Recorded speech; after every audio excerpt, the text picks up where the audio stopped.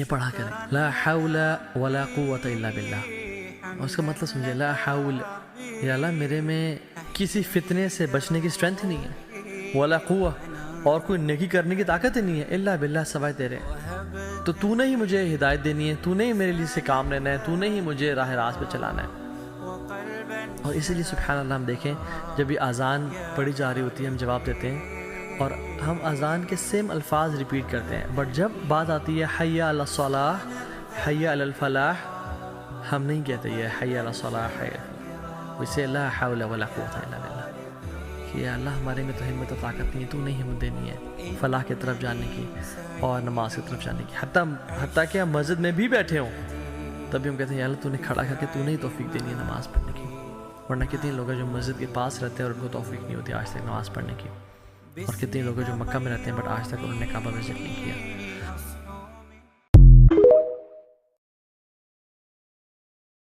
مجھے نہیں سمجھ آتی یہ جو ماتم کا کنسیپٹ ہے، جو اپنے آپ کو مارنا پیٹنا، یہ کنسیپٹ آیا کہاں سے؟ میں نے تو بہت دیکھا قرآن حدیث میں. اگر آپ دیکھیں ہمارے رول ماڈل ہیں نبی کریم صلی اللہ علیہ وسلم، اس کے بعد حضرت ابراہیم علیہ السلام.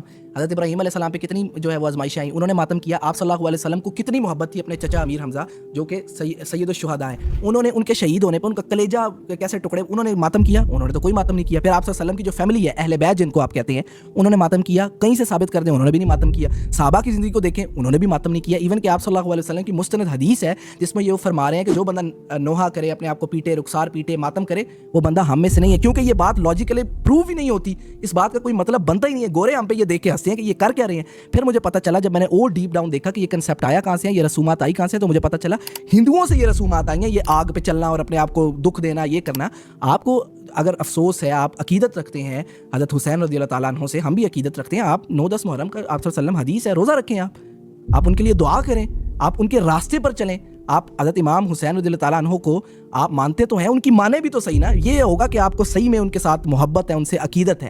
تو یہ ماتم کا کنسیپٹ کہیں دور دور تک لاجیکلی کہیں بھی پروف نہیں ہوتا، نہ قرآن میں، نہ حدیث میں، نہ کسی اور دنیاوی بھی کسی کتاب میں. سمپل سی بات ہے، کہہ دو ہمیں حسین منانے والوں سے مومن کبھی شہداء کا ماتم نہیں کرتے، اور یہ ہم نے آپ صلی اللہ علیہ وسلم سے سیکھا ہے. اگر وہ ماتم کرتے اپنے چچا کی وفات پہ تو ہم بھی ماتم کر لیتے. انہوں نے نہیں کیا، انہوں نے منع کیا، تو ہم بھی نہیں کریں گے. سمپل.